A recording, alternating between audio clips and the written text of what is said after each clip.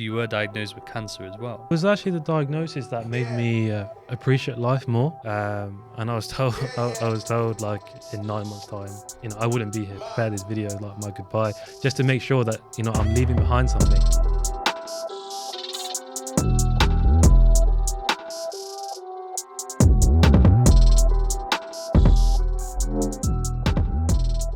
Welcome everyone to another Words of Rizdom podcast. Thank you for joining us. Today we are joined with Tanz from the Vertex. Yeah, Vertex.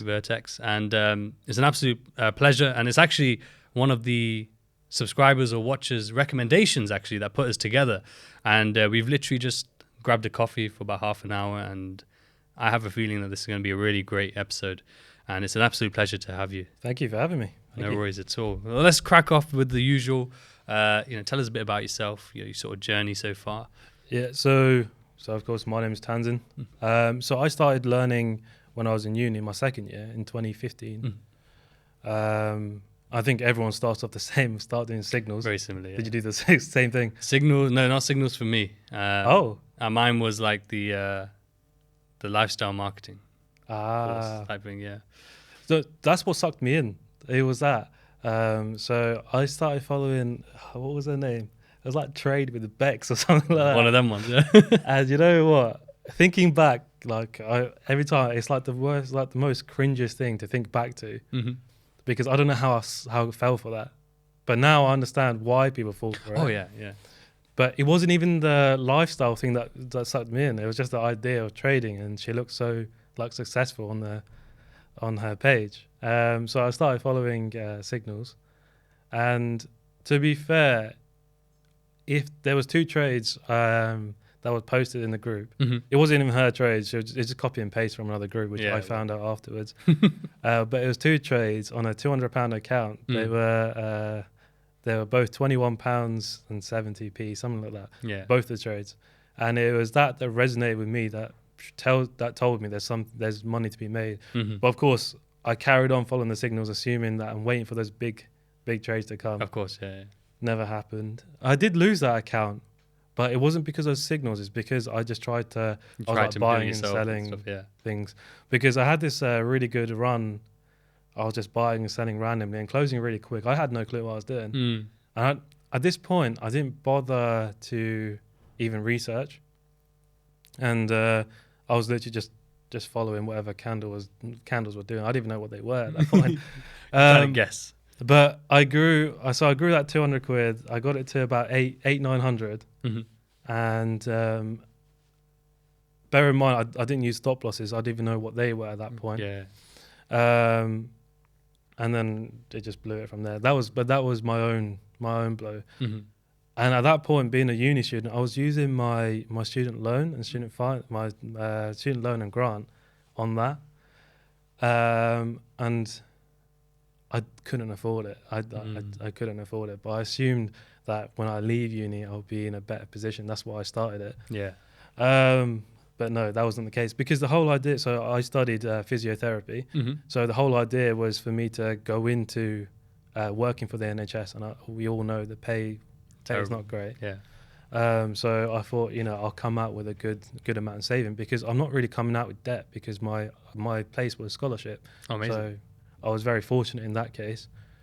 I only came out with that 6k loan, so for me it was fine.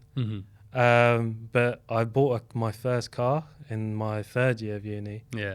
And that was a nice Toyota Yaris, which I still have, but my wife's grandmother's got it at the moment. It's passed down. Passed up, yeah. And I had a balloon payment of about $3,000, and I really needed to pay that off. I didn't have it, and I was quite reluctant on asking my parents at the time. But my dad used to always just slip me money. Not saying I come from a privileged background, but my dad used to always slip me money just to make sure that I'm fine. Yeah. Even though I was, because as I said, I wasn't really in debt at that point, and the grant and loans that we got was perfect. Yeah. So I was reluctant to pay that off, but it was those 2 winning trades that happened at around the end of 2015. That's when I started to think about, how do I get better at this? So I was following what I saw on Instagram to start off with, and to be fair, at that point it was all technical analysis, like the standard trend line. Yeah, it was like the Fibonacci's, counter trend line, break and retest. But I couldn't understand it. I couldn't grasp it at all. I felt like, when I was drawing trend lines and I was putting stuff on, I thought I was doing the right thing, but it never really worked out for me. Yeah. And I came across a YouTube channel. Am I allowed to say it? No? Yeah, you say what you want. Yeah, say what you want, bro. Yeah. I'll bleep it out afterwards. So I came across. So there's a guy called, and he came up on an advert. To be fair, to start off with. Was it like a YouTube ad type? Yeah. It was about mechanical trading, and at that time, no one really spoke about mechanical trading. Yeah. I can remember that. Yeah, and it was the way he. As long as you didn't say Greg Zecker, that would be fine. No. If you mentioned his name, we would have cut the whole interview. He still comes up. Bro, he's a savage. That guy, he has literally 20 different adverts. Yeah. 20, like, I'm in Antarctica. This is my tennis court. This is my gardener. The gardener one's the best one. That's my favorite one. That's my favorite one, but the new one is Antarctica because it's fucking random. He's like, I'm in Antarctica. I'm a trader. And I'm just like, what's that got to do with anything? I think the most recent one, it was a few days ago with him in some little go-kart. Yeah. Every time he comes up now, I block the ad, so I never have to see it. But then that's what I mean. He has so many variations that a new one always comes up. It always comes up. But yeah, as long as you didn't say him. No. So sorry to interrupt you. WB. Yeah, so it's a way that he used to say he would wait for his rules and he'd place a trade and just walk away. Mm-hmm. And at that point, I knew I was coming to the point where I'm going to start full-time work. Yeah. And I needed something that I can do that is pretty easy. Yeah. But still makes sense. So, again, I couldn't afford it, but I still paid. Mm-hmm. I paid for the course. And ever since then, my life changed in that case. Because it went to the point where everything just made sense. Thing is, my degree wasn't easy, but I found trading so hard to learn. It was things need to be like step by step for me to be able to follow. Yeah.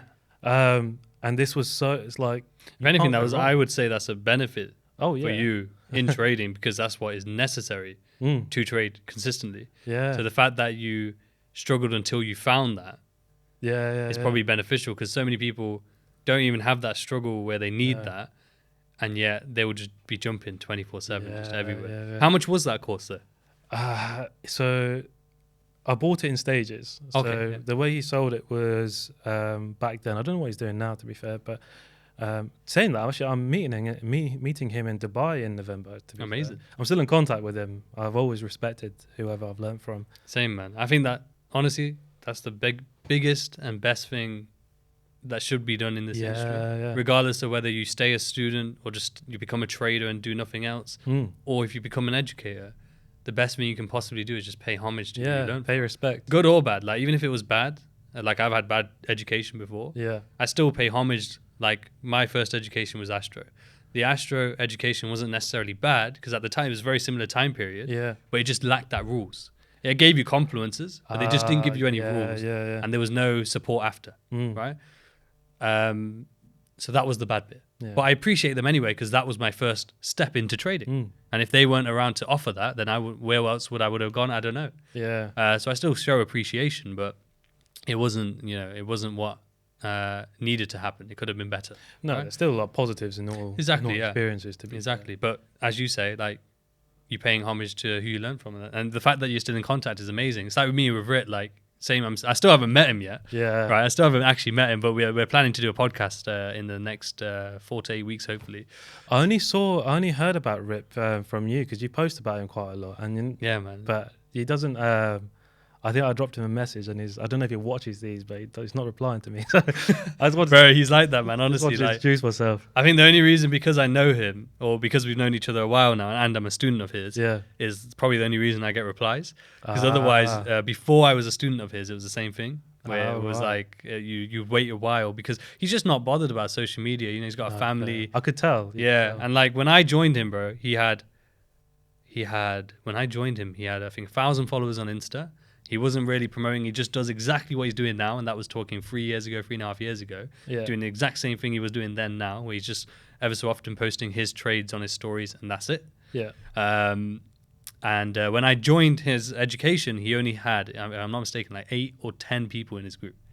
Oh, is it? Right. Okay. So like he really, and he's again, from then till now, he's never like actually said, come join me or join my group or I will teach you. Nothing like that.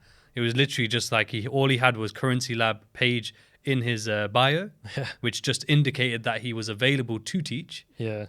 And that was it. Like he never even said, go follow my page or. But I've never seen him post on the Currency. Yeah, you never posted it. Yeah. Okay. That's what I mean. That's why I love him so much, because it's like, if that is such a respectable, probably the most respectable way you could ever possibly do it. Yeah. And that's why, I'm always paying homage to him. That's why I'm always like, if anyone is to, in terms of like how to do a trading business, that is like my go-to in terms of reference. That is the best possible way. No ads, not even marketing, nothing. Nothing. Right, nothing at all. That's why I try and replicate it, but in my own way, because I am open to being active doing podcasts and being active on socials. Yeah. But I try and do the same thing where I'm not like constantly, ever so often, like literally yesterday was the first time in months that I posted a little story saying like, if you want to join us, here's the process, or this is what's available. Yeah. But other than that, I try and only post what I find valuable, which I hope will be valuable for others. Yeah. And that's the only thing. That's what he does. Like he just literally posts what he thinks will be valuable, but that's it. That's it. Yeah. And like I've had people who I've sent to him, like where they say to me, I kind of want one-to-one work. And I know that I don't offer that, primarily. That's not what I offer. I've started to offer it a bit more now. But when they have messaged me in the past, I've said, go to Rit.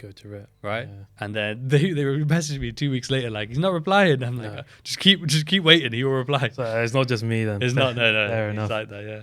Fair enough. No, I've always, as you said, like good or bad, I always like say like who I've learned from. I don't know why it's a weird thing on social media. Like if you say that you've learned from this person or this person, it's almost it goes to the point where people start saying you're ripping them off or something like that.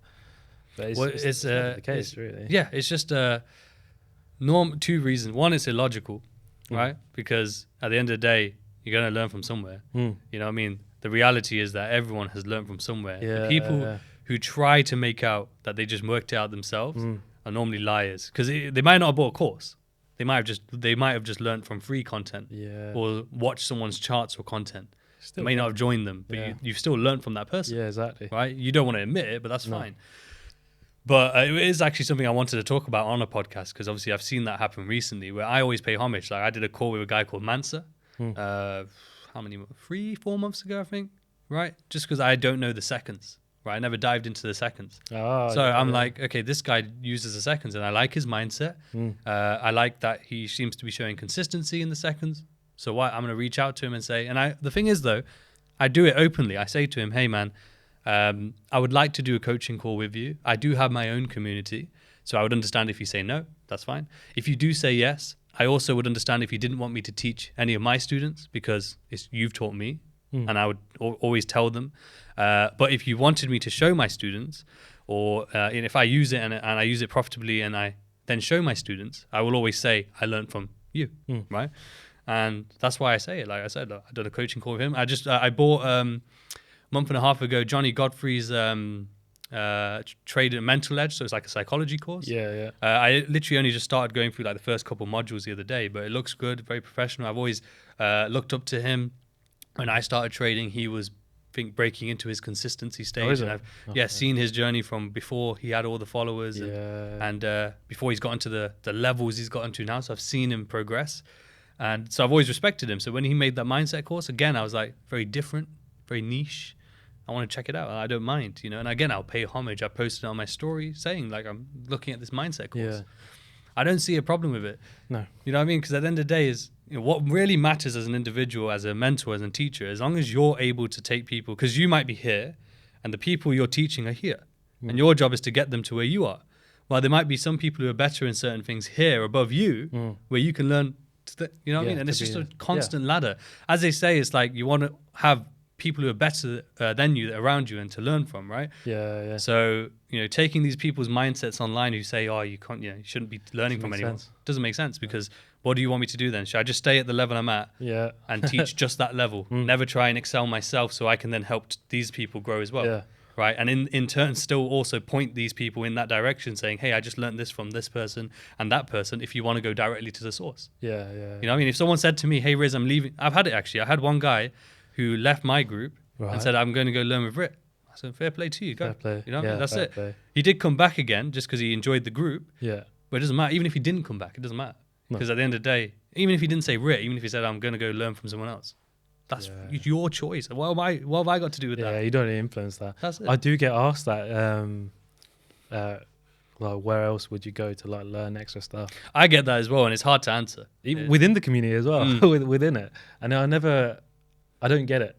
I don't get it. But I get it in the sense that sometimes obviously you wanna like delve deeper, because the way I think and the way that our course is put out and the way that everything is, we're sort of, I don't know if you've ever seen it, but we're sort of seen as like the simple course. That's what we are as well. Is it? Yeah. But this is what I was noticed when I looked at your YouTube, just generally, because obviously again I hadn't come across you before until someone sent me your page, which was it's surprising because there's relatively small circles in this industry in the end.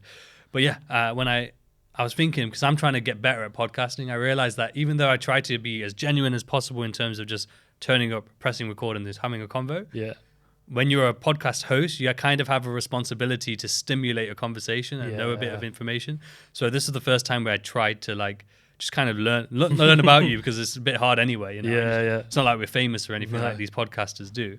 But I just wanted to look at, say, the content and the vibe. Yeah.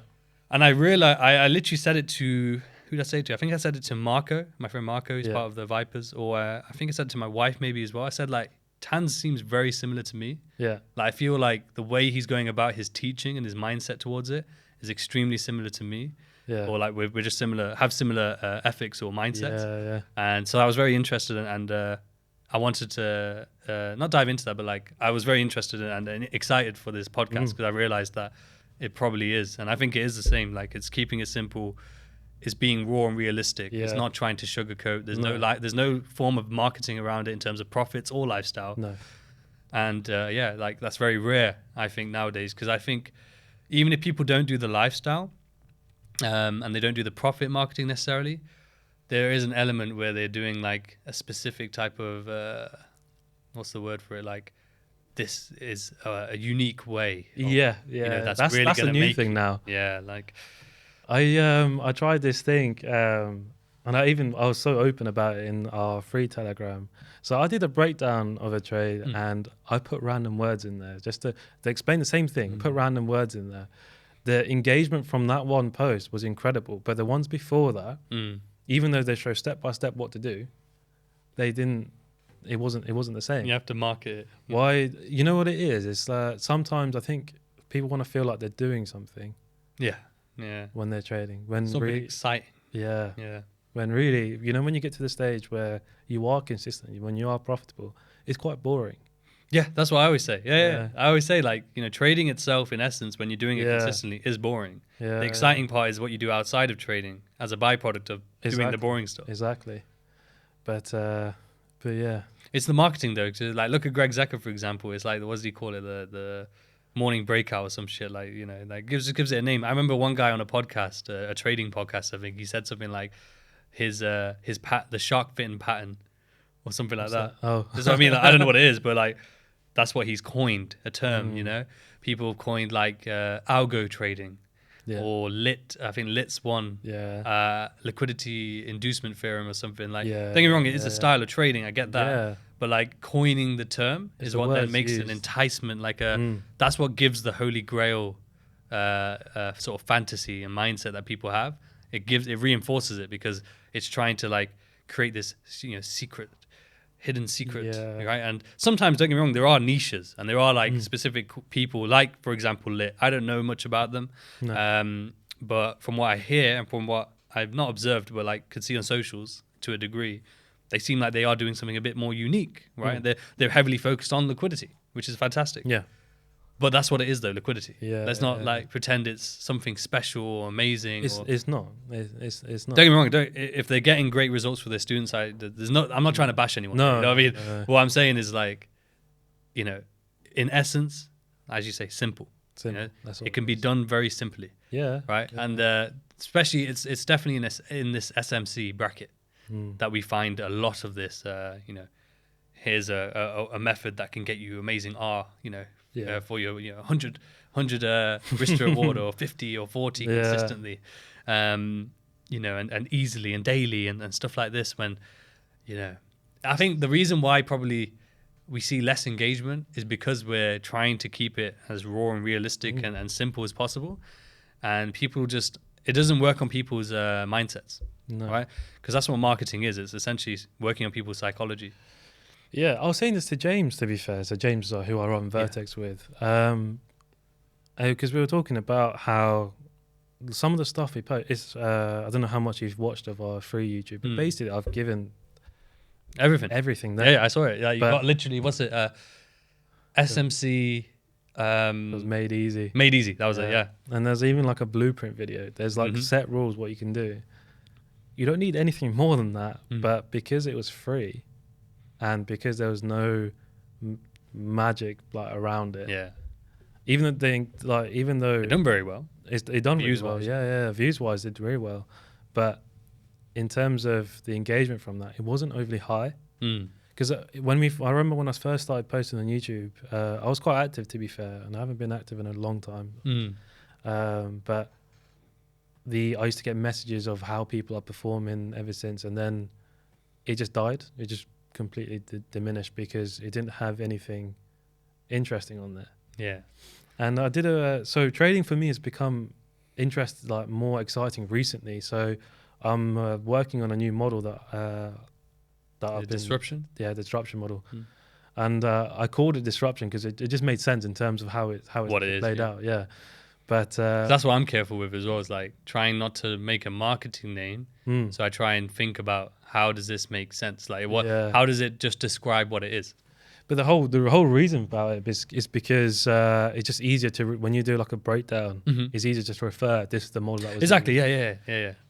But when I posted that, the amount of DMs, the amount of questions about the model, and then we had an influx of people join just because of that. Yep. Even though I even posted on it, I said like, it's not finished. I'm still testing. I'm still adjusting. Working, it. That's just how it is. But because it was the next best thing, apparently, I don't know how this whole shifting started. Because I was never drawn into that. I don't know how. Or I don't know why. I don't think I was drawn into it. I always have followed hype, if you will, in that sense. Like when I hear like Lit, for example, or WWA, you know, like when I've seen these new people come along and they're really blowing up and they're really, really, you know, the whispers are around, you know what I mean? Yeah. I have always tried to look and say, what is this? And then quite quickly, I don't know if it's because I'm a mentor or because I'm in the space in that sense, or just generally I'm like that, but I can see through the marketing, if you will, same, which is fine, because like I'm not a hater of marketing at all. No, because to be a businessman, you have to learn to market. Yeah. Right. To be an entrepreneur, you need to be a good marketer. Right. And if you're gonna have a course, you might as well market it. You can market it in your own way. So like my style of marketing isn't the best marketing, right? So I could be, right? And I bet you could as well, right? Yeah. I bet if you chose to, you could even smash the marketing if you want, but you just don't want to, right? And I respect that, and I respect people who do want to do it. Yeah. The only thing I kind of don't like is just when people really play on it, right? And use marketing as a technique where they're not backing up. You know, if they're over-promising and under-delivering, that's when I hate it. That happens a lot, though. Happens a lot, unfortunately, That's what pulls me back. Yeah. And to be honest, as this is probably going to sound bad, I can't be bothered. Yeah. It's a lot of effort. It's a lot of effort. It's a lot of effort. Don't get me wrong. I believe that it's a lot of effort, but it's probably worth it, and that's why people do it in terms of money. Yeah. But in terms of like, in my opinion, like the negative energy you'll get because of not being able to deliver what you've said. Yeah. it's not worth it. No. And for me, I prefer the mindset of I'd rather under promise, over deliver. And but there is an element though we always have to remember, which is fair exchange. And if we're doing way over, you are going to have an element where you will feel a slight resentment, I think, that you're doing so much and you're not getting rewarded for it in an element as well. I know what you mean. Do you know what I'm saying? Like for me, it's like, I know I go fucking 200%, 300. Like this last 3 weeks, what I've done for the community and in terms of content and stuff is mental. And I can feel it as well in terms of like feeling tired and stuff.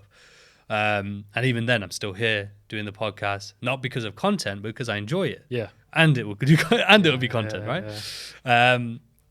That's the main thing, though, is you have to make sure if you're enjoying it, then you can. It doesn't feel like work. No, because there's so many like new groups that start and then disappear, but clearly like you don't enjoy it enough to keep it going. Some people think it's easy though. You know, you just start a trading thing, you can make money, but there is an element of it. Like, you know, if you are going to do the lifestyle marketing, it becomes a lot easier to try and do and make some money from. Yeah. But if you're actually going to try and teach people, you have to be able to teach. Like, teaching is a skill. It's not like just anyone can become a teacher. No. Anyone can try. Yeah.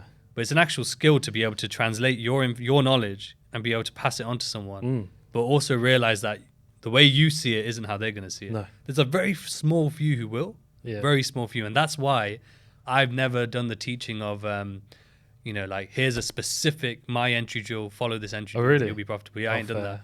Because in my opinion, there will be a few people who it works with. Yeah. But there's going to be a lot of people where it's just not, they can't see it. Yeah. Right? Yeah. And then they're going to get resentful because they're going to be like, it doesn't work and blah, blah, blah. Well, it works for you, but not for me. Yeah.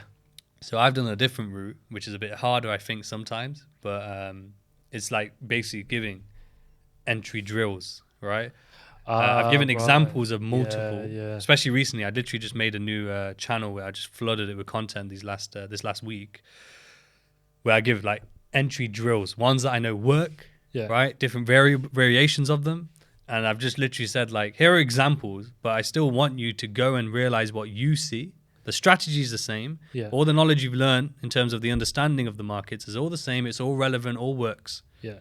But all you need to do to be consistent and profitable is take the elements for you. The rules, again, like you said, I think you said it literally on your story yesterday, I think it was, or a post yesterday, where it was literally like, you have to make it work for you. That's it. Make the rules, take the knowledge and make the rules work for you. Specifics. And I literally just said, have 3 or 4 maximum specific entry drills where essentially all you're doing is when a picture of that entry drill, let's say, whatever it may be, daily high taken, impulse, break of minor structure, return to order block, for example. Let's say that's your entry drill. So all you're literally doing is when the daily high is taken, you get a picture of that.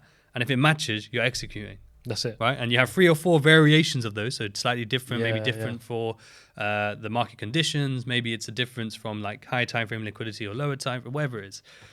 But that's it. That's all you have to do. It sounds simple, and it is simple. The hardest bit is then the discipline of sticking to that. Sticking to it. And not allowing, Riz said this, or so-and-so showed this on their Instagram, or this guy on Twitter looks like this. Yeah. That's where it gets messy. Yeah. I think, so, for example, like me and James, so we have our own individual approach, but it's the exact same rules. The rules never change. But like for the way I teach it is that I only look for one thing and that's it. So I think the problem is because it doesn't show up as frequently. Yeah. It's just being able to sit. Now I'm at the position, and I fully understand the frustration, but I'm at the position where, to be honest, sometimes I don't feel like trading. I only do it for the sake of pushing content for the members. But is when you wait for price to come to you, that you feel so relaxed. But I understand it from when I was learning, from what I would say a small account. It's not the same because it's the money value that's the problem. So you could be, say, like you get a good trade, get 10% on a £500 account. Yeah, it's not enough. I think that's the problem. Yeah, and I think it sort of ties into one of the questions you were sent, to be fair, about like other incomes. I've always said that I as consistent as I can be with trading, I've never trusted it as my main income. Yeah, because there's no guarantee. No. No. No. There's no guarantee of, this month I'll make capital. Yeah. But the thing is, I've always enjoyed physio, so I've never wanted to leave it. Mm-hmm. I've wanted to leave the NHS, which I have. Yeah. That was my main thing, but I never wanted to leave physio. Mm-hmm. So that's how it sort of dived in. So once I left uni, I was learning at that point, and because it was just simply a set and forget strategy. Yeah. Over the year, so my first year of actual live trading was 2017. Mm-hmm. No, 2016. Sorry. 2016. It was 117% over the year. Incredible. Or that return. And at this point, so I was just posting on Instagram, and I was using it as sort of like a journal. Yeah. And then over time, it was like messages asking like, Yep. can you teach? Can you show this? Mm-hmm. I never even thought about it because I was so focused on my Just physio doing yourself. career. Yeah. To be fair, at that point, because at this point I was volunteering for football clubs, rugby clubs, just trying to get involved. Experience. Yeah. With the hope that I'm going to get a job afterwards. Of course, yeah. So I was doing all that. Then I thought, okay, I'll start it off. Why not? Because the gap was there. I was still young. Did you ever ask, did you say, like, I'm going to start teaching? Yes. So this is what happened, because so his edge that I was following like religiously, it was a 1-to-1, Okay. like risk to reward, which is fine. Hey, it gave you a return. It gave me a good return, but I didn't use that for that year. So from my own testing, because it wasn't a 1-to-1 in terms of stats, it doesn't make sense in the long run. Yeah. Because the win rate was high, but it wasn't a 1-to-1 it's never ideal. Yeah, it's not. Yeah. So I adapted that strategy, and I only realized until a few years ago that it was basically supply and demand. I didn't even know that back then. You didn't clock it, yeah. No, because it was simply the way that it was taught is you're learning, these are the rules, these are what you look for. Yeah. And that's when you place your entry. Simple as that. So I adapted it, and I was hitting 1-to-4, 1-to-5 on per trade. Mm-hmm. And these are all swing trades. So some of them took a good few weeks to even reach target. Mm-hmm. But again, it was literally hands off trading. Hands off. But I think that's where I learned that discipline and being able to be patient, because I never really forced setups. Yeah. To be fair, until like just let it play out. Yeah, if I had spare time, which was mainly in my evenings, I would sit and I would try and learn to scalp, but I never was able to. I used to scalp the DAX. That sounds wild. Yeah, I made incredible returns on that, to be fair, but I had no clue what I was doing. Yeah. But because I let the swing trades go, it was fine. But at that point, I was earning. So I had the money I was putting into my trading account. If I lost it, it doesn't really make a difference to me. I wasn't earning great, to be fair, but I was still getting paid. Something was coming in. I was able to pay my rent at the time because I was living in Oxford, which isn't exactly cheap. Yeah, of course. Yeah. Did you have some form of financial foundation? Something that I'm always big on. Did you have any sort of like cash cushion? No. No. Any? Did you have a lot of debt or anything? No, I didn't have debt. So you kind of just like that net. You were living like month to month, not comfortably in a sense, but like you knew you had an income coming in. I had an income coming in, yeah. Like I had enough coming in where I was putting away like 200-300 quid into my trading account. Perfect, yeah. So that was you fine. had some stable. Yeah. So I had to try and push my trading to actually be successful because I needed to pay off that car. Yeah. So my first big withdrawal was to pay off that car, and then it was like, shit, I'm like in stage 1 again. I need to start over. Yeah. Because after I took that 3k withdrawal, I was left with like 1,500 in there, which is, to be fair, it's still decent, fine. Yeah. Then I started plugging more money in into trading, and at this point, I got offered a big contract with Physio. So I left the NHS and started working for Oxford City Football Club. Oh, nice. And you know what? I thought I made it. Is it the start of the the rise? Well, I thought it was, but it wasn't. It was like the most boring physio I ever thought. Like I didn't think it would be like that. It was fun going to matches and thinking that I'm actually doing something for physio wise, but it was like getting the magic sponge out. Or the players wanting massages. I don't like doing that. That's not physio for me. Yeah. And then I actually went back to the NHS after that, Okay. and I was put on elderly care. Mm. I was put on elderly care, and at this point, I was still trading at that point, and I was still teaching. I started teaching at that phase as well. So I had that income coming in. Mm-hmm. But I think back then I was still transparent with the fact that I think I was more transparent there, to be fair, because I was happy to share my account details and everything, which is bad. But like I used to send my investor passwords and everything, because to be fair, It's not necessarily bad, though, is it? it's not a bad thing. But I've always wanted to show that, like, I'm still learning. This is what you're getting, but because you've asked me, I'll show you. that's fine. Yeah, I had everything like laid out. But I went back to the NHS, put on elderly care, and I was so close to quitting.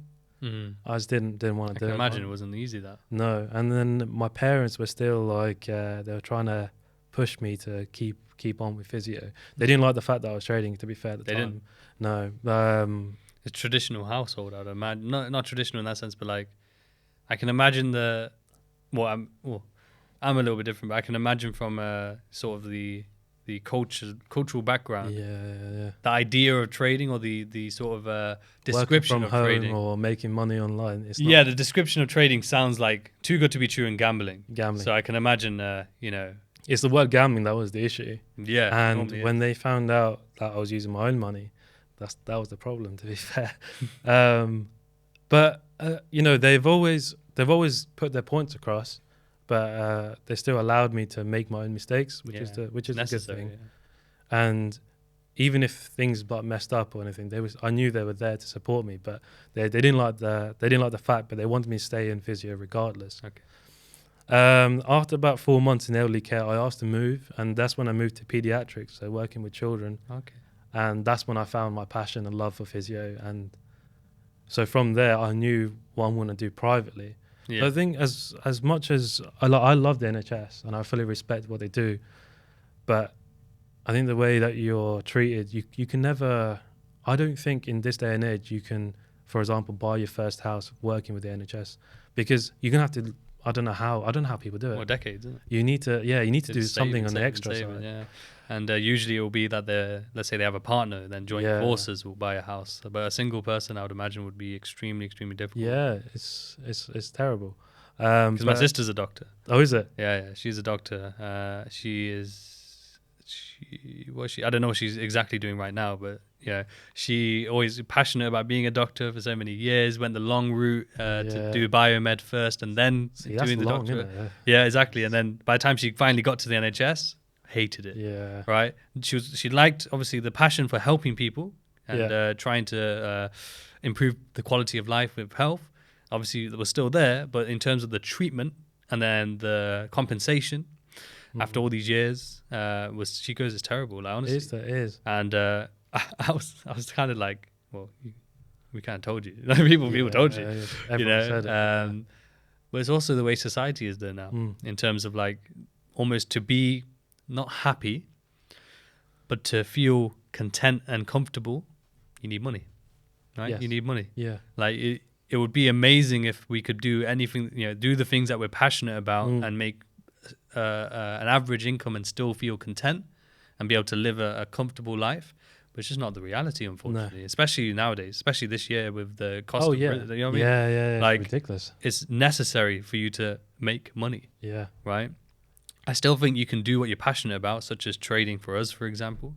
It could be, like for her, she is interested in doing, like blogging and these sort of things. And therefore, I've told her, like, go and push that, follow that. Yeah. Obviously, I understand you need a job in the meantime, but in the side time, you need to be doing that. Yeah. Because it will grow, right? It doesn't happen overnight. It's the fucking hardest thing ever. But it will happen through consistency. The same way that you become a consistent trader is how you become successful at anything. With anything else, exactly same thing. Because it was, so when I moved from pediatrics, I decided this is what I want to do privately. Yeah. But it's hard to do that. It's hard to do that privately. So I went back to sport and I was doing it in my evenings. So I was working full time and I was volunteering again for rugby teams. And then I set up my own limited company in Physio, and I thought, I'll see what happens with this. I didn't quit at the NHS at this point. I didn't quit teaching trading at this point. And I carried on carried on trading at this point, and I secured a fat contract with a few rugby clubs in Birmingham. Nice. And at this point, so when you start your own business, you need to do everything. You so have to go all in, yeah. It was literally just me, and then I had a few friends join me eventually from uni. So we all started splitting up, doing our own rugby teams and everything like that. And it was actually Physio that gave me my first big deposit into my trading account. Amazing. So, because I think without that, I wouldn't have been successful in trading, to be fair. And without trading, I wouldn't be able to do what I've done with Physio. So with that big deposit put in, I was consistently trading, but obviously with a big account, it's easier to make more money. I was able to buy my first clinic. Amazing. I was rented it first, then I bought it. Amazing. And then I expanded from there. So these are these side incomes out there. Yeah. And to be fair, for most part, Physio was my main income because it was bringing in, because the contracts was so big at that point. It was, I didn't even need to trade at that point, but then trading became still passionate there. Yeah, trading became fun. But was it fun now because you had the money? Yeah. Yeah. And that's the thing, that's the interesting thing. Like, so many people will quit things that could give them the income they need for trading. Because some of my students before have said, I want to quit uni.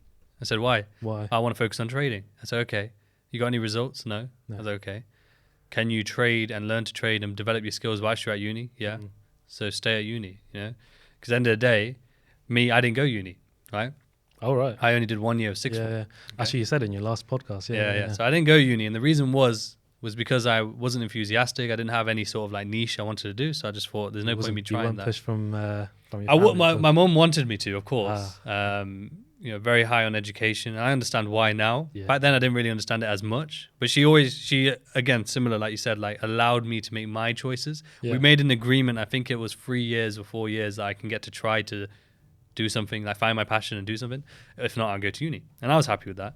Even to this day, I'm in my mind, I'm like, look, if I feel like I'm interested to become a barrister when I'm 30 or 40, I'll go do it.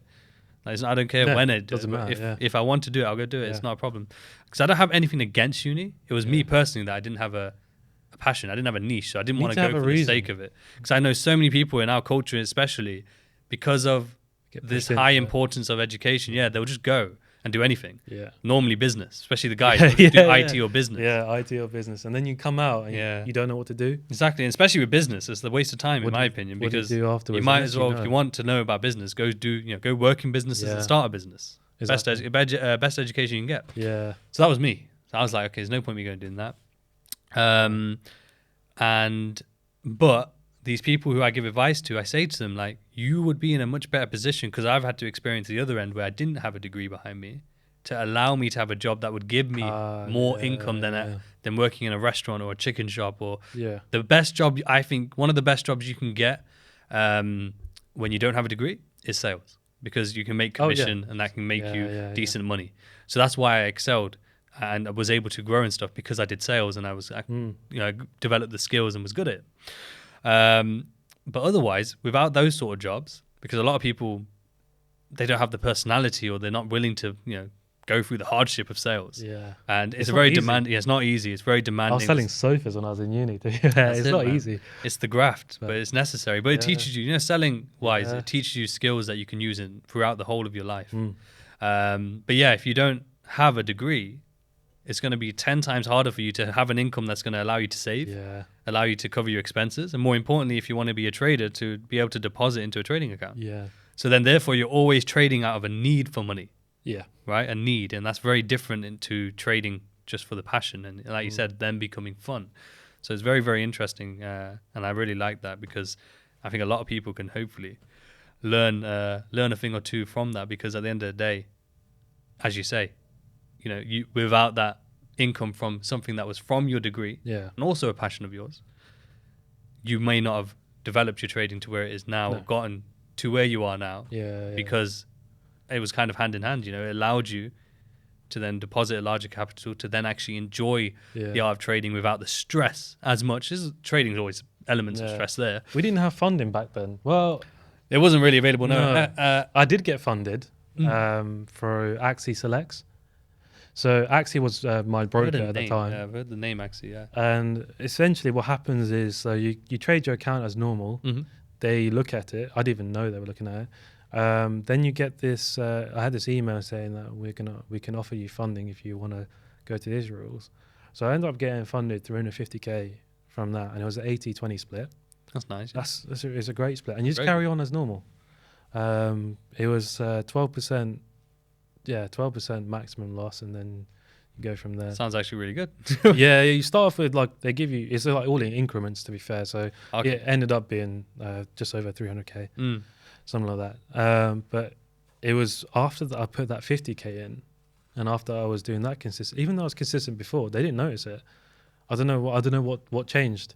But yeah, it was after I put that 50k in, and I was like withdrawing because it's probably because they see it serious. You know, like if you're doing like $1,000 or 1,500. They put you in the retail, just the B book, if you will. Like, oh, this guy's probably going to lose or blow it.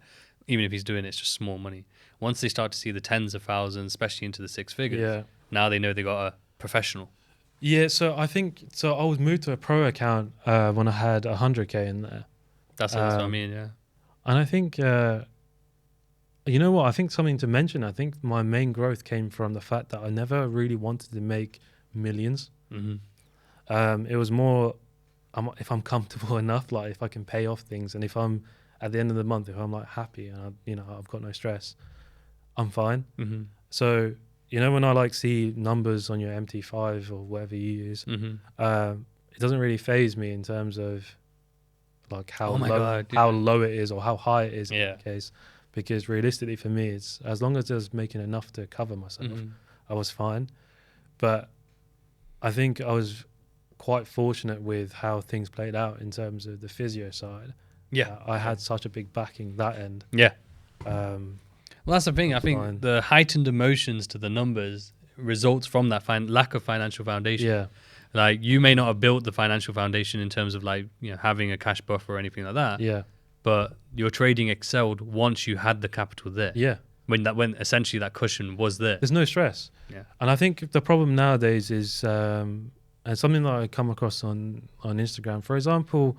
So our like cheapest package is $149. It's about 100 quid, and this is no like diss to anyone who can't afford that. But for like, if you can't afford £100 to put into like education and trading, you shouldn't really be trading, to be fair, because if you don't have that spare, realistically, and I think you could probably vouch for this, but on a small account like 200, 500 pounds, you can't make a living off it realistically.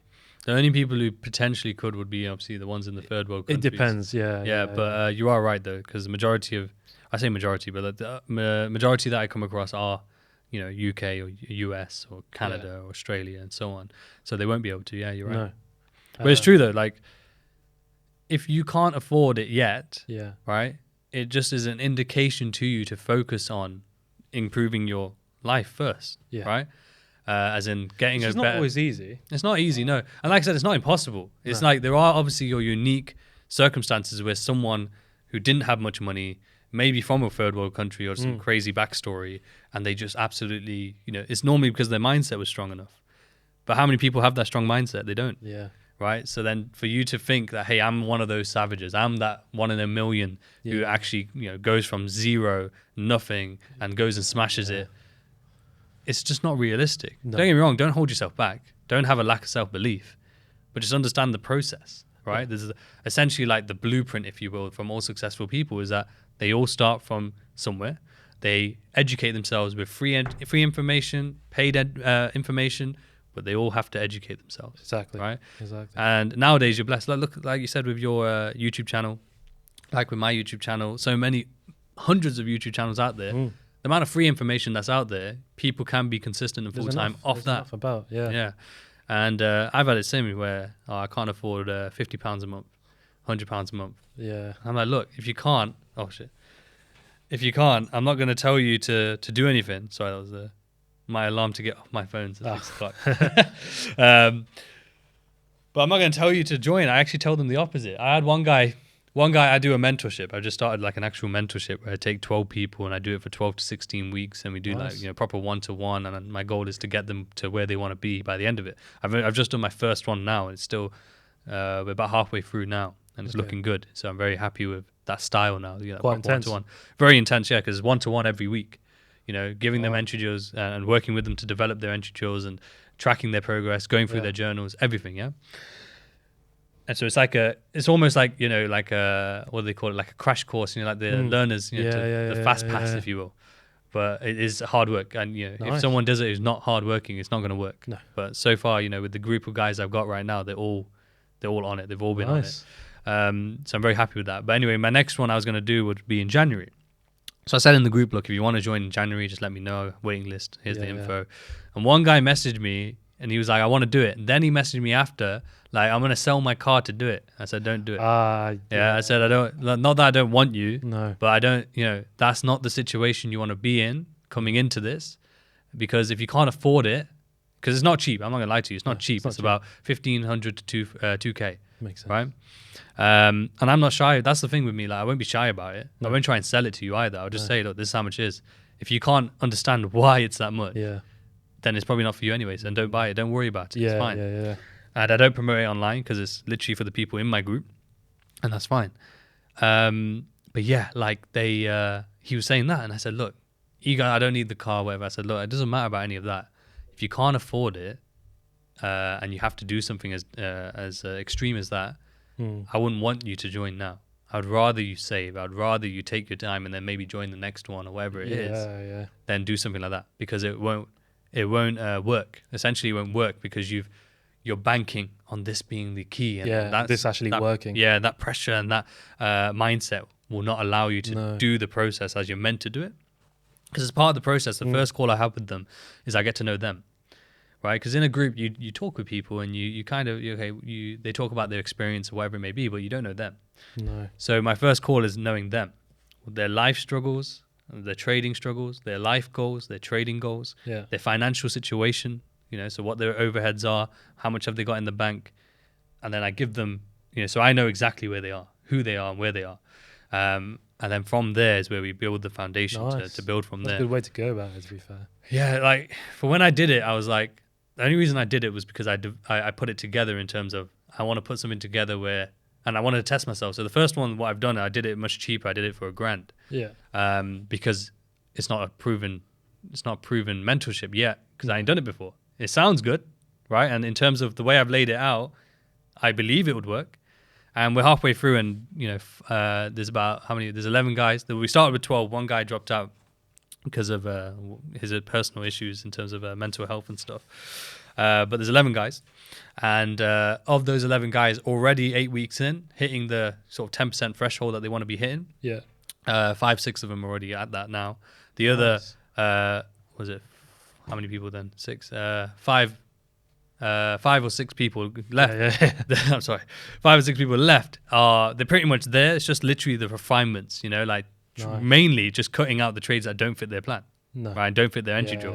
Those are the ones that literally where they would be making 3% a week, but they're actually making 1% or 0.5% because they keep taking these trades that aren't in their plan. And that's where the one-to-one comes in, because that accountability of me looking at the journal and saying, bro, out of these 7 trades you took this week, you know what, 4 of them you shouldn't have taken, and they were the losses because they did not fit your plan. No. Right? In real time, you may have thought so because of X, Y, and Z, but you missed, you know, this was missing from it, or that was missing from it, or was at the wrong time. Or, you know, so it's been a very powerful experience for me as a teacher, because I've understood that this is probably the most powerful way to get results. Good sized group as well. I don't think I can manage if...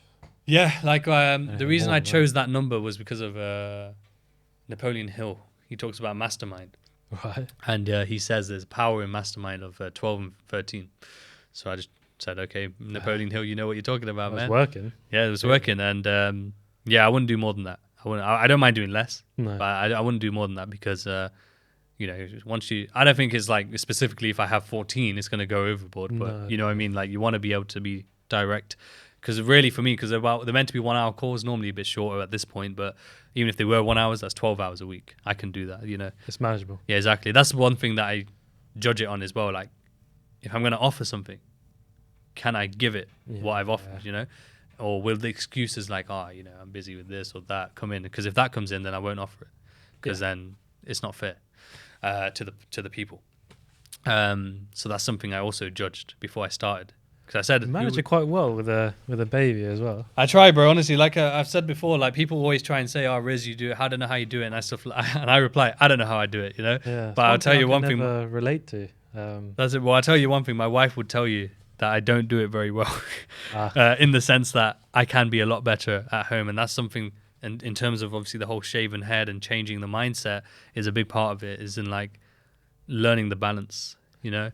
And that's why these last 2 weeks I've put in savage amounts of work into creating content for the group, where I won't need to be there not 24/7, but like I won't need to be as active as I have been, because they have absolutely every single detail they need. Yeah. Right. And all I have to do then is just make sure they're following those details. And if they're not following those details, I've said it in the videos, like if you can't follow this step-by-step process, right, you need to question if you want to be a trader, because it is as simple as this. I've told you how to do it. Everything's laid out. It's all laid out. There's no excuses, right? And I'm literally, what I've done is I've shown the repeatable processes, and every single day, because I released it on Sunday, every single day this week, barring today just because of how busy it is, but I will do it today or tomorrow, is I've made case studies showing the same trades from that video, that content, playing out throughout the week. All these different trades which fit all the variations I gave. And therefore, I've said, like, if you chose this one, there were 4 trades this week. If you chose this one, there was 3 trades this week. If you chose, and I even try and reinforce, like, this one played out on this day, which means if you had a different one, there's no trade for you. That's the bit how people struggle with that. They start. I've always get questions where, let's say, if a trade where it traded off the fair value gap comes in, they send me a question like, I was waiting for the order block. How, what should I do in this situation? I'm like, nothing. It just, your edge did not play out. Because you have to remember, in terms of probabilities, it's random distribution. Right? So it's randomly going to distribute the entry model randomly. So on one day it'll be this entry model, fantastic for them. On this day it'll be this person's. And that's why you have winning streaks and losing streaks. Because on the winning streak is when your entry model is being flooded in. Right? And your losing streak's the same thing, where it's being flooded in or slightly flooded in, but then it's the losing time. Right? But people just don't get it. It's hard to. I think what happens is, and I speak about it quite a lot, is I think most don't realize or don't actually fully consent to taking losses. It's not nice losing money. Everyone's the same, but it's what you mentioned earlier as well, is like wanting a trade every day. Right. And that's the problem. It is a problem, and I think part of it is these prop firms. I think the prop firms is definitely... they don't make it easy. They don't make it easy, but they've definitely created a culture, or a mindset, should I say, of needing to trade every single day, needing to have to make 10%, otherwise you're a shit trader. And that's just bullshit, because even with the prop firms, you only have to make 10% once. But everyone believes if you're not making 10%. But the thing is, like, if you're fully funded, for example, even if you're not fully funded, but let's take fully funded as an example, 400K with FTMO, right? Dollars, obviously, but 400K with FTMO, you make 5%, that's 20K. You make 2.5%, that's 10K. So why do you need to make 10? Right? I know if you can make 10, fantastic, but the whole point is that if your edge gives you 8% for the month, doesn't mean you've got a bad edge. If your edge gives you break even for that month, that's what the edge gave you, right?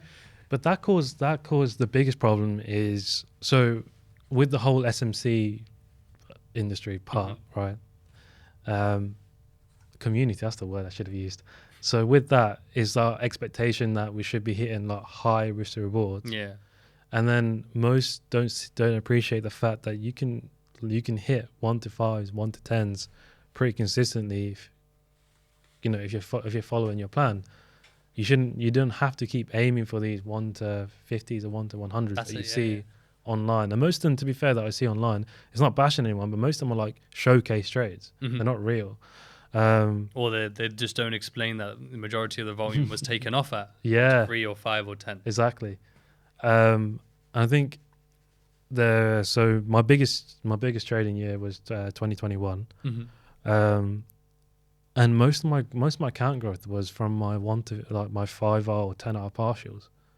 The rest of it, anything else after that for me is a bonus. Because I only trade between 7 and 9, and then I'm done. Perfect. For the rest of the day I'm free. But anything else, anything above that partial point for me is just extra on the account. Mm-hmm. But I think most don't see the benefit of that compound growth. It's incredible. It's ridiculous. Well, who would say that? I think it was Warren Buffett who said like the eighth wonder of the world is compound interest. Yeah. Right, and it's so true. And it's just being realistic. That's one thing I learned very quickly in doing the prop firms. The first ever FTMO account I did was 100K, and I passed it first time, verification first time, and then on the first month I did 60-something%. Nice. Right, and then you can imagine my mindset was the next month I need to make 70%, Yeah, 80%. yeah. I can flip this account. And then I blew that account the next month. As right, per yeah, the yeah. usual, if you get a record Yeah. month, that's what happens. Fair enough. And but then that brought me to reality of, why am I chasing? You need that though. Yeah, exactly. I needed it 100%. And that's what brought me to 1 to 5 method. At first I said 1 to 10. But then I was like, how consistent do I see 1 to 10 at that time, especially? Because I was still quite new to the strategy then. Yeah. So then I said, I see 1 to 5. And then from then, I've always stuck to 1 to 5. Only recently have I adjusted to a 1 to 10 potentially for a specific entry draw. But otherwise, 1 to 5. And it's always been there. Yeah. And that's what I've been teaching. And I even teach, like, look, if 1 to 3 is, like, I've got a bunch of guys who do 1 to 3. And they're some of the most consistent traders I have. One of them in particular, for example, has had 6-figure months this year. Yeah. He had multiple 6-figure months. Really? He takes 1 to 3. Wow. Consistently. So it's really interesting. I think, but that's the problem though. I think it all goes back to the size of the account as well. Mm-hmm. Because if you aren't hitting big risk rewards, and if you aren't seeing that monetary gain, you feel like you're not achieving anything, even though percentage wise you're doing the same. Mm-hmm. But yeah, I think for me, and this is going back to family, like. When I eventually have a child, if I do have one, I don't know how I'm going to manage my time, but it's for me, spending time with my loved ones is such a big thing.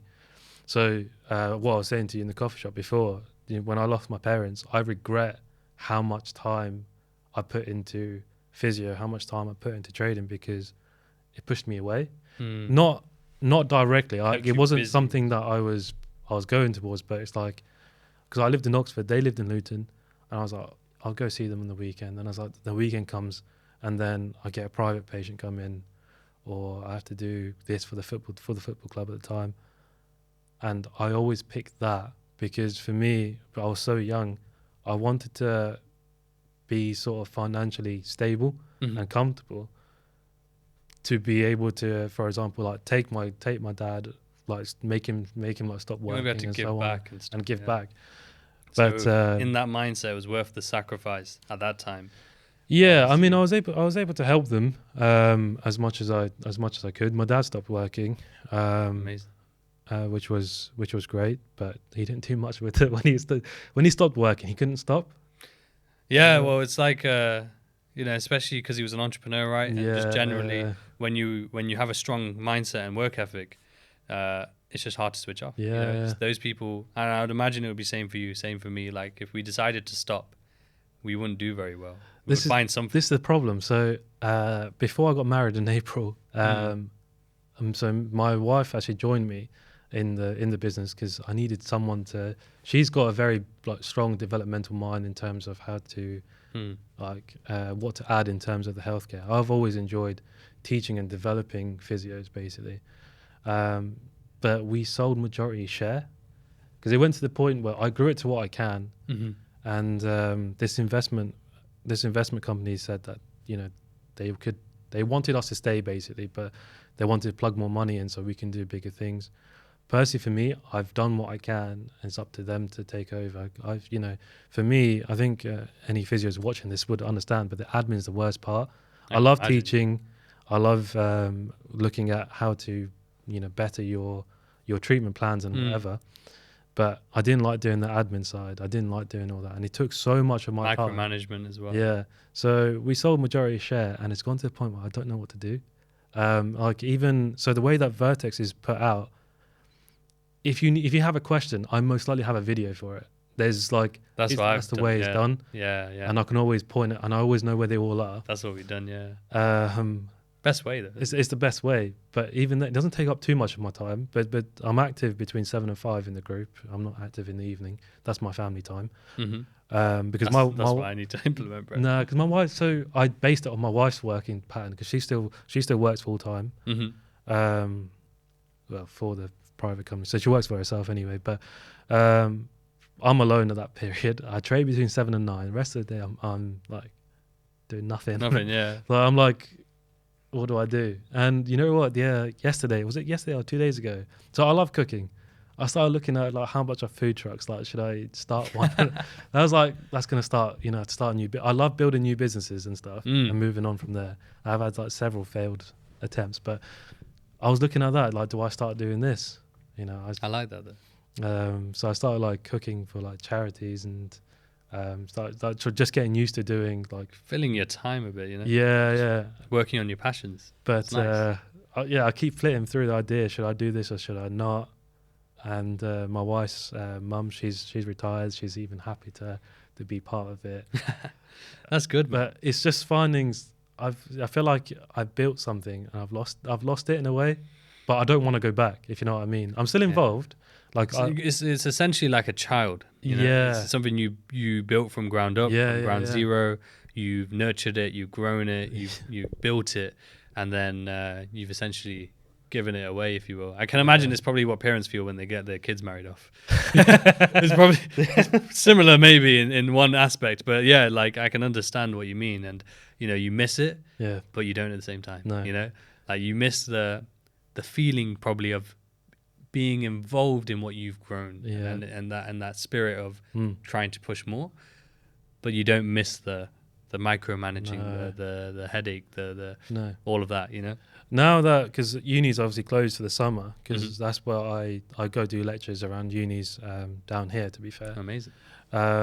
But now when they open up, at least I have something to do. But yeah, it was the last 2 months. I was like, what do I do? You need to start traveling every summer. So I have been, to be fair. You just came back, didn't you? Yeah, I've been traveling a lot more recently, which is nice. But I know we skimmed over just then. And I know we talked about it before the podcast, and obviously first time we've met, and first time we're getting to know each other, obviously, as well.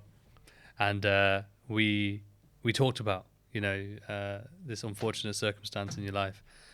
And, I asked you, obviously, if it was okay to talk about it on the podcast, because for me, I believe, these are the moments, that people need to hear about, the stories that are real and raw and not easy to talk about. Far from it, if anything. No. But you mentioned obviously about your parents passing there, and in terms of, you don't have to go into detail, but like, how old are you, by the way? I didn't even ask you. 26. 26. Yeah, you're just turned younger 26. than me, bro. Like this, you said to me only that a year though. I know, but still, like, it's incredible because again, mindset wise and what you've achieved, it's incredible, bro. I have to say, hats off to you again, because not that you look it. Because you do look young. Everyone says I look older, like 30 odd or something. Yeah, but it's the experience, man. It's that life experience and the way you carry yourself. It's a big thing. But that's the thing. So what we were talking about, that point in my life was... So how old were you then, bro? Because you said 2018, right? So that was 4 years. You were 22, 21. Yeah, I was very young. But it set me back massively because at this point, everything was just working. Yeah. You're on the high. Yeah. But when I lost them, that's when I had to like mature. I had to quickly sort everything out. Of course. And you know what the hardest part is? I hope it's better now. I don't know if it is, but I had to pay for all the funerals at that point. So that was my granddad, my mum, my dad, my sister, and I didn't have that. And I sort of did. But like it was hard to out of nowhere. I sort of went back to ground zero again. Of course. That's pretty much everything I had, just plugged into that. And because I had to learn so quickly like what to do, I think that's what made me the person I am today. But just as you said, it pulled you back a bit. Yeah. If anything, it was like a perfect analogy of the arrow. It pulled you back, but also projected you forward.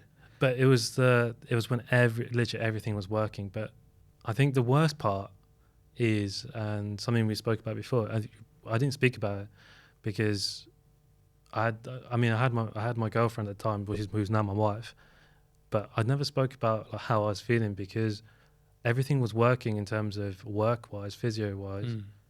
I didn't want to blow it. Yeah. Because at the end of the day, I know I've lost them, but I can't do anything. Yeah. But bear in mind, my parents were still my parents. So my parents were obviously as I said to you, they were in a coma for several months. Yeah. So they were still here, but I still have to carry on. But it's a hard one because I still had to live. Yeah. And you still have to carry on. Yeah. Because you're carrying this. Yeah. And I knew that if I messed up, like for example, if I said no to a contract, because I was taking any work that was given to me, any contract, I wouldn't say no. If I said no, I'll know that I'll lose it, and it's hard. It's so hard to gain. It took me ages to gain that from all that volunteering and everything. Yeah. I don't want to lose it now. But this is when it comes back to regret. You couldn't essentially afford to lose it either. No, I couldn't. But what was I going to say? In terms of regret. Yeah, this is the thing I regret is the amount of time I put into everything, even though it's worked out for me. But I don't know if it's really worth it, to be honest. So I think since then, family and everyone around me is like much more important than anything. And I say this to the group all the time. Even when I say have a good weekend, everyone take that time with your loved ones. Trading isn't really important. Yeah. And it's sort of, I think a lot of people say it's easier to say when you have money, for example. A lot of people say it's easier to say than actually do it. But I don't think that anything can replace that time. It can't, because I learned this from a friend of mine. Yeah. He's a very successful restaurateur, I think worth 20, 30 million. I was 17 at the time. And the one advice, literally, I didn't ask him for the advice either. He literally, one day I just went to see him and he said to me, Riz, none of this money is worth anything. He goes, the only thing that matters in life and that makes you happy is love, real love and connection. And that stuck with me because at the time I was nothing. I was just a teenager. Yeah. Right? And this you don't appreciate it then. Yeah, that's the thing. So there was an element of it that was profound to me. Yeah. I still went and chased obviously the goal, if you will. But it was profound to me because this guy had the money. Most of the time when people say it, they don't have the money. They're saying money don't buy happiness. And this guy had the money. And I didn't even ask him for advice. He was randomly just there like, I need to pass this on to this teenager. Yeah. So I've always kept that in mind in terms of that's what I mean by legacy. Money isn't legacy. No. Right? What you can do with money could be part of your legacy. Oh, yeah, definitely. But legacy is about the memories, the compassion, the lessons taught on, the words that you leave behind, the impression you leave behind, your character and how it's felt by other people. Yeah. Just as for your parents and for your sister and your granddad, the legacy lives on through you, and you're a testament of them. And as I said, you seem beyond your years, and everything you've achieved as well is through their legacy, through what they've given to you is now what you're giving to the world. And it's an extremely powerful thing, bro, honestly. As I say, people struggle every day. Yeah. People go through. They don't speak about it. They don't speak about it. And but when it does come out, it's horrible. So I bottle everything. I bottled that. And that's when a few months after that, that's when I was diagnosed with cancer. I bottled that. And it was near the end of 2019, I crashed. Everything just came out. How did that display itself? I was forgetting things. I was running late to meetings. I was forgetting about patient appointments that I had booked. I wasn't replying to DMs and stuff that I had from trading wise, but I put all this pressure on myself, but I never spoke about it. So none of these people knew about it. And obviously they were carrying on as normal. So I didn't have any special circumstances in that case, but it was all my fault.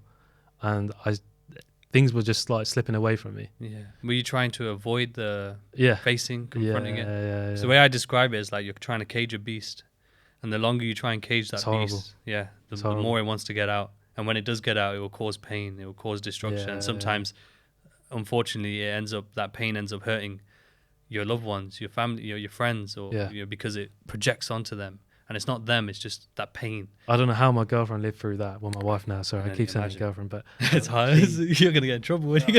I hope she's not listening. But no, it's she took the brunt of all of it. I can imagine.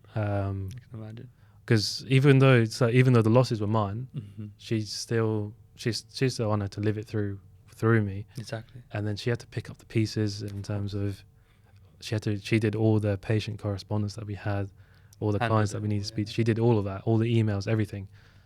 And I didn't ask her to do it. She was just doing it naturally, just trying to take the pressure off. Incredible, yeah. But I think it all came back when I had to go back to Luton. So I had been back in that point, but I had to go back to Luton because I needed to do something to the family house. And just thinking about going there, that's when it all, because I didn't used to speak about Luton. Even though like sometimes you get cheaper flights from Luton, I didn't even go to, I just go fly from somewhere else. Avoid it, yeah. I was avoiding it completely. And I think that's the worst thing, and something I keep saying to everyone, like speak, like it's just find someone you're comfortable with and just talk. Even in, even to our members, I say, like just message me anytime about anything. You know what? A lot of the times I get asked to give advice about like children and kids. I can't give that, to be fair. I can only relate, but I can't really give that sort of advice, to be fair. But I try my best. But yeah, don't bottle things up. It's horrible. I know everyone says it like in terms of like speak, and it's like a cliche thing now. And then, it is. It's so true though, honestly, because think about it in terms of like communication and energy, in a sense, like that negative energy, that feeling inside, the sadness, the anger, the pain. The only way to transmute that energy is to transfer, and the only way to transfer is to speak it, let it out. And sometimes I've given the example of, as children, we naturally let out our emotion. If we're sad, we're sad. If we're angry, we're angry. As children, we naturally just let it out. We show it. We're not scared to show it. It's natural to us to let it out. As adults, however, whether it's society, whether it's social media, whether it's just us putting a face on for ourselves, we struggle to do so, and we try to avoid showing pain or anger or sadness. We try to, especially as men, you try to avoid crying. So like, for example, I've told you, because I'm gearing up for this podcast on Monday with Thomas. We're going to dive into when I was depressed and stuff like that. Even when I think about it, tears try to come, I can feel them. Yeah. But for some reason, something subconsciously tries to fight it, tries to fight them back. Even now, as we were talking, like I can feel there's something there. And I don't mind. Like I would happily cry on a podcast, cry in front of you, I don't care. But something there tries to suppress that, And I've given advice to people before where, recently one of our dear members, unfortunately, his dad passed away due to cancer, and literally a few weeks back. And I've said to him, like, obviously speak, obviously try not to bottle that emotion. But I said, even if you can't speak, and if that emotion becomes too unbearable, try the technique. There's a certain name for it, but where you just scream. You know what I mean? I said that same thing where as adults, it's not natural to us to let things out. No. So just scream. I would do it now, but I feel like one for the mic and the people here. But just letting it out, Like my wife did it. She went to a park when unfortunately one of her close family members had passed away again from cancer. Yeah. And she went to a park and she just let out the emotion, I heard of that one. And honestly, it's something I've used before where, again, it's like, it's essentially just not caring, letting the beast out. And it doesn't solve anything in terms of like, suddenly you're cured. It doesn't mean anything. It just means you've given an outlet. You're given a chance to breathe. You never get over it.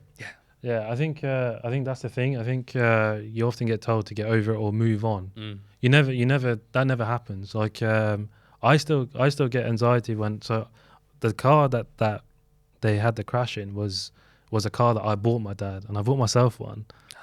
So yeah, I bought him and I bought myself. It was a C63 AMG, great car, great car. Mine was sitting there for months, and not even that, months. And then I went and parked it somewhere else because I couldn't sell it. I didn't know what to do with it. I parked it in this car park which I paid. I was paying this rent for this little garage just to put it there. Never touched it. I just couldn't.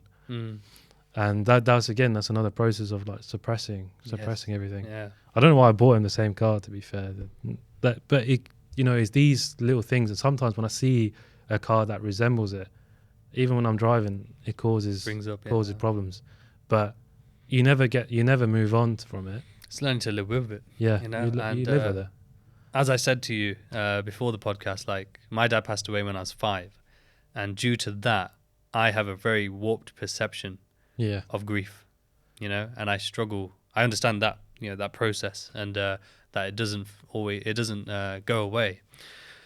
But as I explained, like I struggle with grief, being able to advise people specifically on grief, due to the fact that for me, it's like, like I for some reason have this notion in my mind. I'm very aware of it now.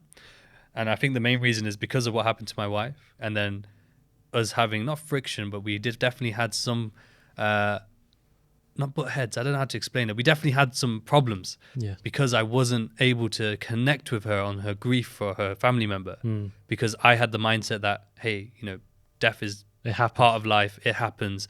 And therefore, grieve in the moment for, whatever, few months or whatever. Yeah, still feel a bit sad, but life goes on, And my mindset was that stuck on that fucking fact that, it created problems. And then because of those problems, though, it brought a major awareness to myself that, that's just probably because of what happened to me as a kid. Yeah. But is your wife from an Asian background? Yeah, she's Pakistani. That's another thing, though, because we don't talk. Yeah. Asians don't talk. If you've got a mental health problem, you don't talk about it. That's the problem. And that was what was ingrained in me. Yeah. Plus, you don't want to also show weakness outside to the the people in the community. What's the other thing? Not just mental health, but just generally, if there's been an issue, let's say, you hide it. Yeah, you hide it. You need to hide it. You can't show it. You shouldn't tell anyone. No. Because that would look bad on you and your family name and all this BS. Yeah. And it's such a problem, man. It's rife within our community. I think it's a saying. What would other people say? That's the question. That's what people do. Yeah, they always try to put you off from talking about it because it's like, what would other people think of you? What would other people say? And that's why a lot of people from our community don't even try trading or try creating a business because of the risk involved. There's always a risk. What would people say about that? Even on that level. About that? Yeah. It's sad, man. But when you make it, though, or when you do something, when you are successful, that's when they're all over you. All over it. Yeah, classic, bro, honestly.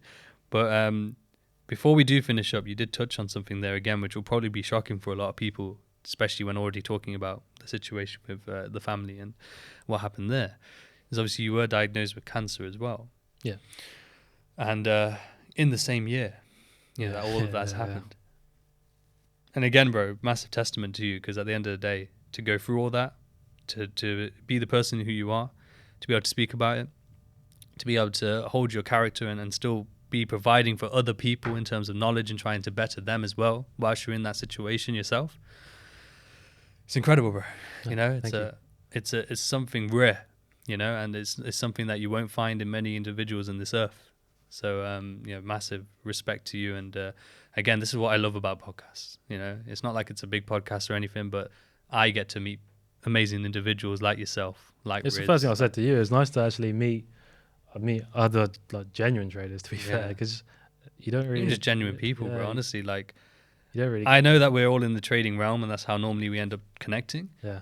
But I couldn't care less about trading in that sense. Like the story you've told me today means more to me in terms of, and taught me way more than I could ever imagine trading. If we had a conversation just about trading, could ever teach me, Yeah. But for someone who has been diagnosed with cancer and obviously dealing with that, what does that feel like? What is it that, process wise in your mind? You know what? It was actually the diagnosis that made me appreciate life more.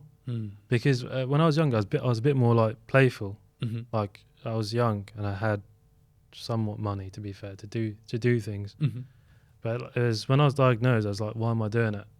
And it was actually last year. So last January, it was like last January I was really unwell. Yeah. And I was told I was told like in 9 months' time, I wouldn't be here. That was the thing. So I prepared everything. I can imagine. Like I prepared like all these like content, or prepared these videos like my goodbye, just to make sure that I'm leaving behind something. But I'm still here. But that's the thing. It's even though that was, if I was given that message back when I was diagnosed, I would have lost my head. But last year I was in such a good mindset. Even though like things are against you, you still carry on as normal. But I knew that I was appreciating everything, and I was appreciating every single day. And it could be like the littlest things, but just spending time with people who I care about and who I love. Yeah. was the biggest thing for me. And it also, to relate it to trading, it made my trading become more efficient. It was that reason why I only trade that morning session. And that's it, because I have so much time in the rest of the day, even though I'm bored now, but I had so much time the rest of the day to do whatever I wanted. Yeah. So I did whatever I wanted to do last year, like anything that I wanted to do. So I got that out of the way. But it made me think, do I need certain things, or do I need to do certain things? Do I need to always be striving to be happy? Things? Yeah. Like, I think I often get, the Q&As, I often get asked, like, what are my goals? I'll be honest, I don't have any more. Like, for me now, it's living every day. It's living. And if I do have children, my focus is going to be on them. So that's what changed. So I think if I didn't have any of that, I don't know, I definitely would have been the person I am today. And I probably would have been more immature, to be fair.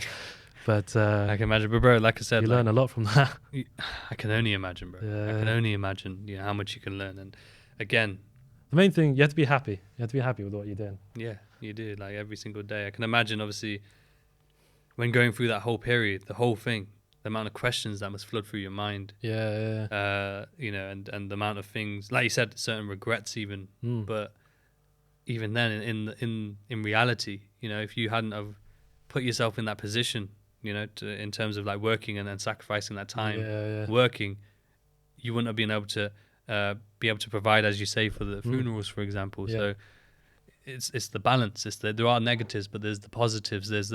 We cannot regret the journey, because the journey gets you to where you are. Exactly. And the journey, I like to say, is the reward at the end of the day. And you don't appreciate the time though. You don't appreciate the time at all, bro. And I think one major thing, from these billionaires who are like 60, 70 years old, and even millionaires, wherever it may be, they would all give their money back to be 20 again. Oh yeah. To be 10 again. To have the years back. The money means nothing to them. Because they realize that the sands of time is the real thing. If you can have the sands and time in your favor, that's the best that we could ever hope for. And one thing I always got told when I was young, because of the situation with my dad, was that the good people are taken first. It's a good way to see it. Yeah, because this world that we live in, though obviously there's a lot of gratitude. Because I went through a period actually not long ago, bro, like the end of last year, where I just found life to be mundane. That life is just bullshit. All we do is fucking work, and we try to pay for bills. Same thing every single day. And if we want to do fun shit, it's the same fun shit. Like go to a restaurant, go to a fucking cinema, and that's it. What the fuck are we doing with our lives? That's how I felt. And it was worrying my wife, because she thought like I was going down some sort of dark path. Right. But I was just simply explaining, like, I won't do nothing because I appreciate life in that sense. And I have a daughter, and I have you, like, so I'll never do anything. But that's my mindset at that time. But it's definitely shifted more recently in terms of gratitude, and I think a lot of that was actually because I went onto a cycle of drugs and alcohol, which numbs you down and messes with your mind. And and I think that was a part of it. That was recently. That was the end of last year. It wasn't like I was an alcoholic or anything. It was just that I was doing it quite regular, and I was using it as like a coping mechanism to that was the only way I thought you could chill, right, and switch off, and the only enjoyment you could have this fake realm, if you will. When I realized now recently, this last 3 weeks especially, when I realized that the real things in life, the things that are enjoyable, is, as you mentioned, the time with loved ones. and learning to use that as your gratitude, using that as your chill time, using that as your reason to be living, and to be working so hard, is that you can then enjoy those moments. And it doesn't mean you have to do anything. No. It could literally just be that you're sitting there, I'm sitting there with my daughter and she's playing a game on my phone, and I'm watching this life that came into the world through half of me, half of my wife, and she's developing as a person and seeing her mind grow and seeing, I tell you what, it's the tiniest things in life. I swear, when I come home from the gym and I knock on the door and I can hear my daughter on the other side, like, Dad, like, what's your Abu? That means more to me than any money I could ever make. Imagine. Yeah, it means more to me than anything in the world, right? And it's the tiny, it's not even a thing. It's not even like her even hugging me or anything. It's literally just the sound, the excitement in her voice. Yeah. And that's when I realized that. But most people lose that, though. Most people don't appreciate that. They don't see it. I think one day they're not going to be there. That's it, yeah. And one day we won't be here. Yeah. Like I still try to call my mum. I still try to call my dad. It just happens naturally. Like sometimes when I'm driving, I always used to call when I'm in the car. Sometimes I had to go to a point where I had to delete their numbers, and like, I don't know, I saved it for so long. But I still like attempt to do it. And I think when you lose that appreciation, you don't actually have any enjoyment in anything. I don't think there's a way to explain that, to be fair. There isn't. I think it's hard to explain, especially in the reason why people can't naturally connect to it is because we live in a world of consumerism and so much distraction. Yeah. That we're just so blinded to what's in front of us. That's exactly what happened to me. I was so distracted. I could see the bullshit in terms of the mundane and all this regular patterns that we are kind of fed that need to be done or should be done in terms of being successful or having fun. So I could see it, and that's what was making me think like this is all bullshit. Yeah. But then, it took a while for me to then see and recognize also that there is the other side. There is actually the real life, what's actually matters, to then be able to get out of it. And I think a lot of people are just so got the blinders on, and it's not naturally always their fault, but it's all anything when it comes to trying to be successful or grow or just trying to be more, live in the moment or gratitude. It takes action. It takes you reflecting on it and actually deciding, hey, I recognize this negativity, but I also see this positivity. And the only way I can then transition is by taking that action, just as you must have done, One thing we'll wrap up soon. I don't want to because I know we could talk for a long time. Exactly. And I knew, bro, that when we would have this podcast, it was going to be good, and I definitely think it is. Finish on this last topic, just because you kind of touched on it, and I think it's a very powerful one as well, especially for this day and age and the world we live in, and all the lust that we have come across. What is the power of having a good woman? A queen, if you will, a significant partner. What's the power of that in terms of your life and your journey so far?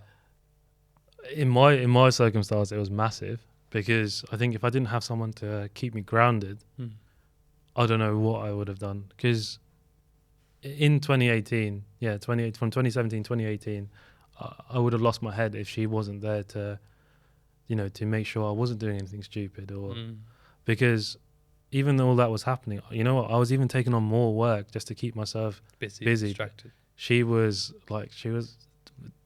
So it caused arguments, but she was deleting emails. She was responding for me. She was hiding them to prevent me from doing that. But I think the biggest thing is that I had someone to talk to, and appreciating the fact that even if we're not doing anything, she could be sitting there and I'm here.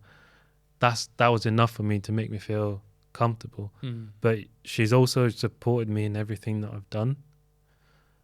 To be fair, trading, she's never really been involved. She doesn't really care, to be fair, in that sense. But in terms of when I was starting the physio company, she didn't. I wanted her to be involved, but I knew for her it's a massive risk.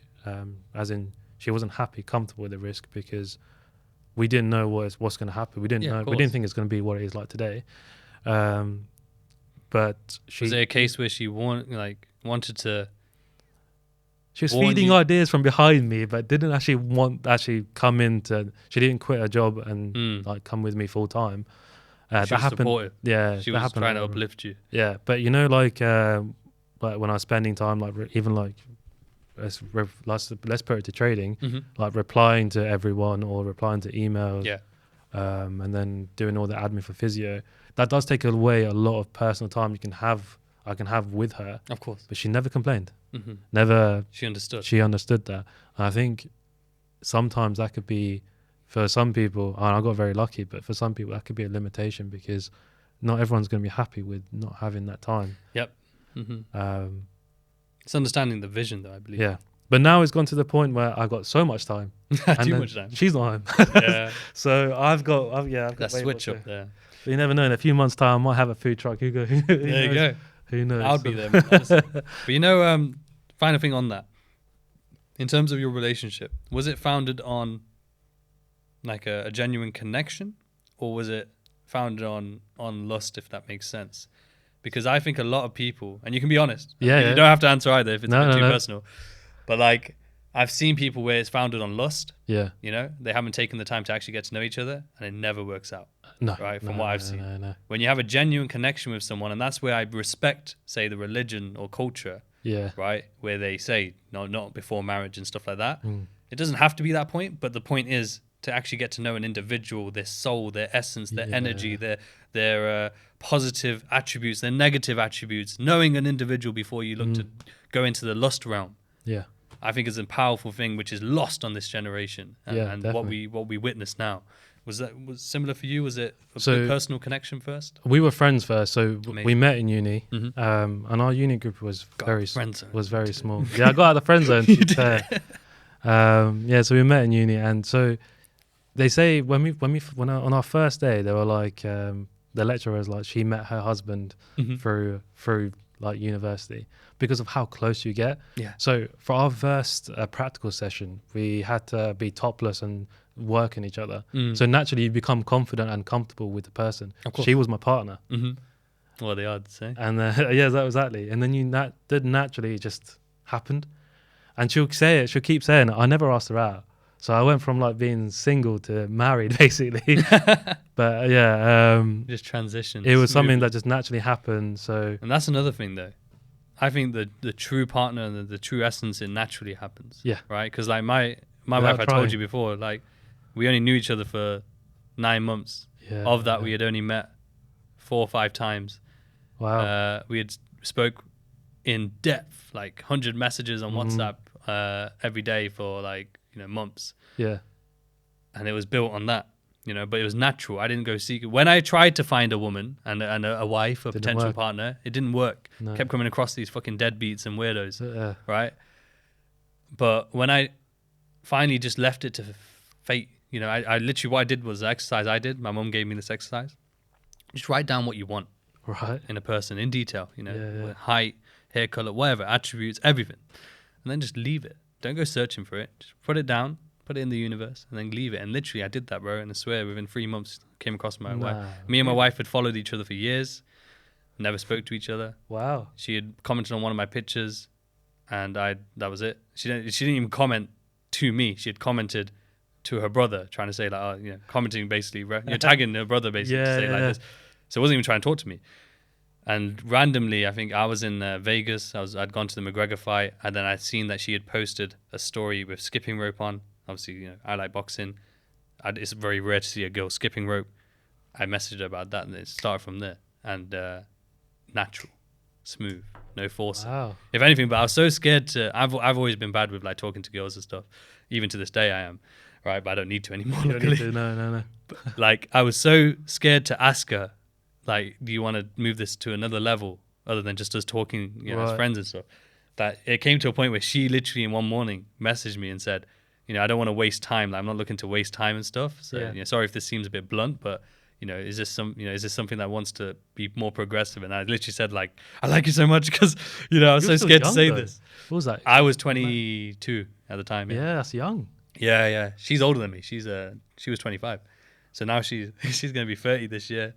And I'm only 27. Oh, wait. Yeah, she was 25. Say that to you. I don't know if I was meant to, but it's out there now. She don't look 30, so she'll be happy about that. She always looks like she's 22, 23. It's mad. Everyone says I look like 35, so it's a bit weird. But yeah, man, like it just happened, man. I didn't plan it. Got married quick. I had no money. I had no job. Nothing. Yeah. got married, which was a bit of a wild one. But then I just pushed myself. It was what pushed me to become who I am. I always knew who I was. I always knew what I was capable of. But that's what gave me that was like the chemical drive, if you will. It's really quite nice to meet someone before you've achieved anything. Because 100%, nowadays it's a bit... I don't tell people I'm a trader. I always go back to physio. But then if people like link private physio, they still know there's money involved. So of course, yeah. Still take advantage of it. Of course. They try to. It is a big thing, right? Because especially nowadays where people want, I don't like using these sort of words, but like clout, they want the fame, they want the lifestyle. So when you have that already and you're trying to find that significant other, it can be very hard. It's harder. And I don't feel like, I think it is a good thing to essentially hide or try and hide the fact that you're on that certain level to try and make sure, again, it's the person. I didn't know what my wife looked like. You know, she didn't have a picture on her profile. I was speaking to her for about 3 months. I never even asked her for a picture. And then when we met, it was the first time I ever saw her. It's a bit hard to ask though. Like. The thing is, well, that's the funny thing. Like, so she had all these guys. She had a private Insta or anything and stuff like this. But she even then had people trying to ask her, like, send me a picture. I want to see what you look like and stuff like that. So I think that was one appealing point for me was because to her, about me was because I never asked her. I never asked, and I just trusted that. I was trying to get to know the person. You know, I wanted to know the soul, the every little detail as possible. And I was, even back then I had like fucking 1,000 posts. So she knew exactly. She could see who I was, but I didn't know what she looked like or anything. So I was playing. I took a gamble, if you will. Wow. You know, and it played out, and it worked out in the end. And now we have a daughter, and you know, we've been married longer than we even knew each other before we were married. You know. Yeah. You know, I've been married less though than you've known your partner. You know, it's wild, man. But it's just again like natural. Yeah, I didn't force anything. When you know, though, and I won't be able to achieve half the stuff I've done. I won't be able to do half the stuff that I do because I would be terrible at looking after myself. When she's away, I don't eat. Right, just because I'm so busy, I just allow myself to get grossed into the work. But when she's home, she'll bring me the food. She'll remind me to eat. You know what I mean? Yeah. And that's terrible. You know what I mean? But it works because she's there. That she allows me to. It allows me to focus on this, and she will keep me healthy, keep me going. You know? But bro, like I said, I wish we could keep going. Yeah. Honestly, and I think we're definitely going to have to do a part 2 very soon. Of course. You know, I'll have you on anytime. But it's been an absolute pleasure. Now I have to find it. Exactly. Yeah. Exactly. I won't get lost this time. That's it. But I'm going to have your socials in the description below. It's been an absolute pleasure. Can't wait to have you on. Thank you all for watching, and peace out. Yeah, take care, guys.